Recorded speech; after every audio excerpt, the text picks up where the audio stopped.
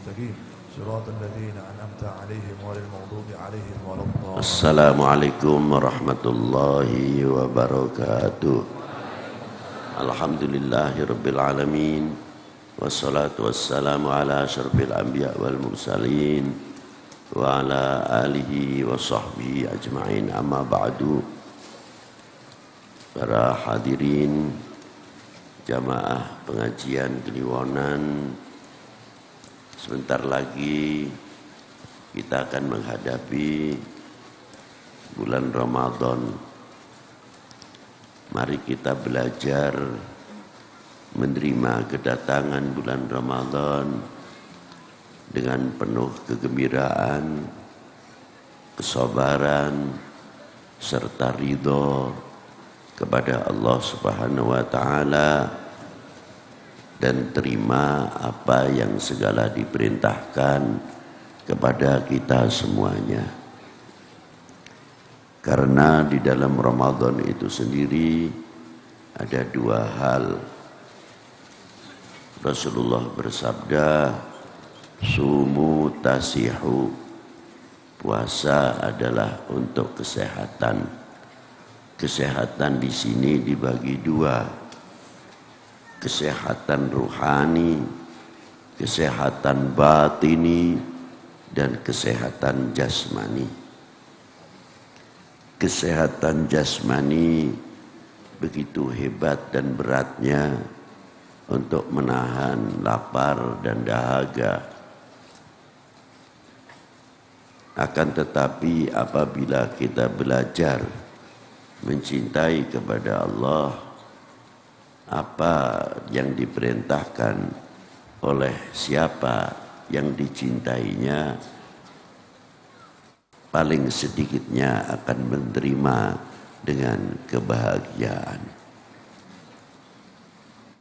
Adapun kesehatan secara fisik, jasmani, sudah sangat atau banyak yang telah menerangkan bagaimana kesehatan itu perlu ditunjang dengan kebersihan. Al-Maidah adalah pencernakan. Ini yang terutama. Bila pencernakan itu dicuci dengan bulan Ramadan, akan menghasilkan buah-buah darah merah maupun darah putih, lebih dikenal HB-nya, akan meningkat dengan baik karena tempat masaknya baik, tempat masaknya bersih. Tapi yang lebih berat adalah bagaimana kita membersihkan al-qulub atau qalib, membersihkan hati serta rongga-rongga hati tersebut. Sehingga apabila orang itu pulang dari haji akan membawa satu kemabruran yang cukup pendidikan dan cukup seperti orang menjalankan umroh atau haji. Kalau musim panas, yang jangan tanya kepanasan. Waktu musim dingin juga sama. Tidak cukup dari itu, bagaimana ketika kita menahan panas, tidak terlepas walaupun tidak berpuasa, merasa dahaga. Yang kedua, ketika kita menjalankan umroh atau sa'i atau tawaf, ditantang suatu kesabaran. Orang yang begitu berjubal, berbeda madhabnya, tapi bisa bersatu di antara para madhab itu sendiri. Itu di antaranya. Yang kedua, ketika kita sa'i juga sama.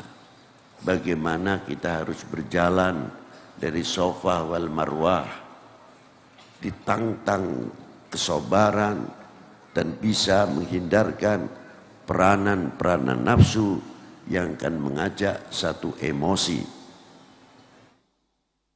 Sehingga di waktu Masjidil Haram, tutur katanya pun harus dijaga dengan baik. Ketika waktu menjalankan umroh, haji, dan tempat-tempat yang banyak disunahkan oleh Rasulullah Shallallahu Alaihi Wasallam. Mampukah kita membawa oleh-oleh tersebut?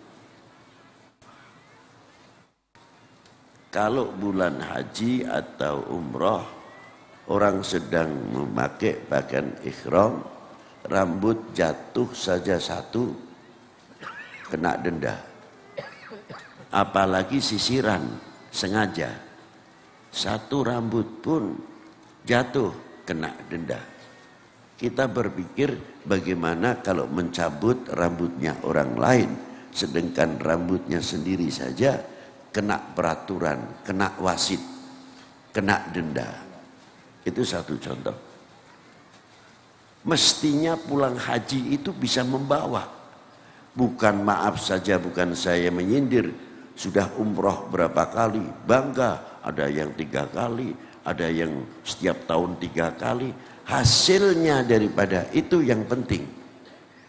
Pendidikan yang ada di dalam umroh dan haji yang penuh tantangan yang luar biasa, bisa mengasah hati kita masing-masing atau tidak? Bagaimana kita melihat orang yang sedang berpakaian umroh, terkadang keringatnya, bau karena fisiknya, dan lain sebagainya. Kita sa'i, kita dalam keadaan tawaf, sama.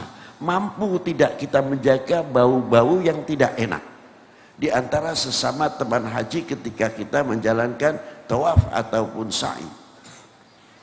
Tidak semuanya harum kondisi, tapi bagi orang-orang yang bijak tidak akan membuka aibnya saudara sendiri di dalam umroh, di dalam sa'i ataupun di dalam tawaf.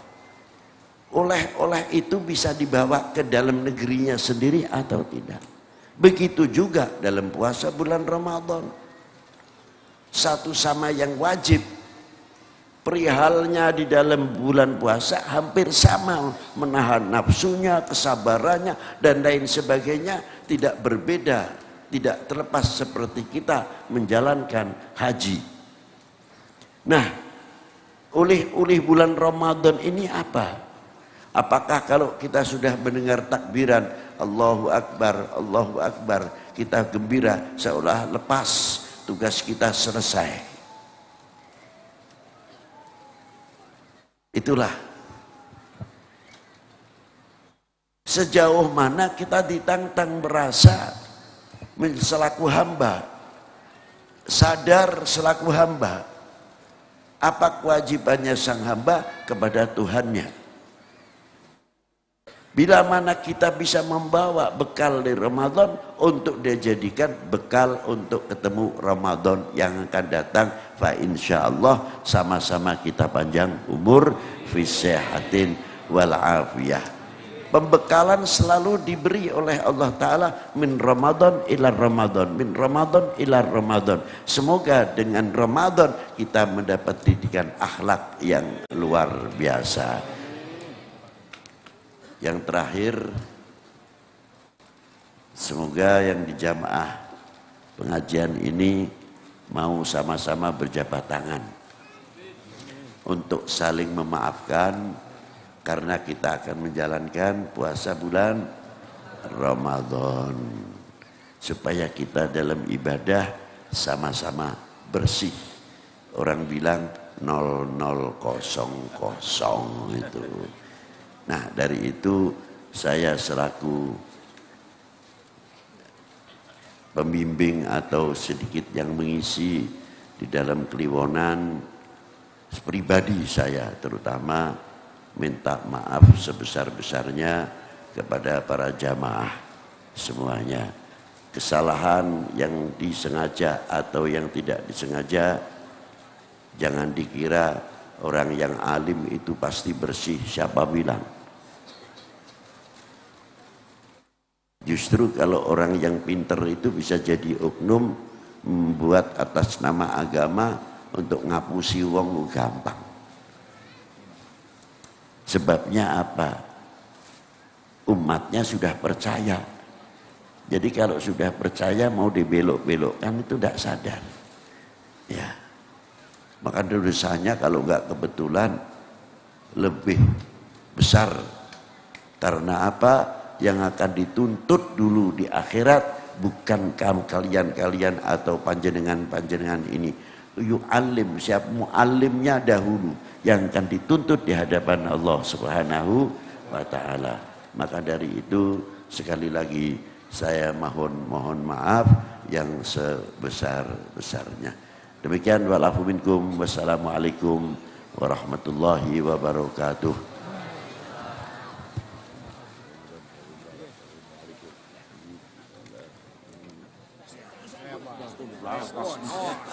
Maafin Pak ya.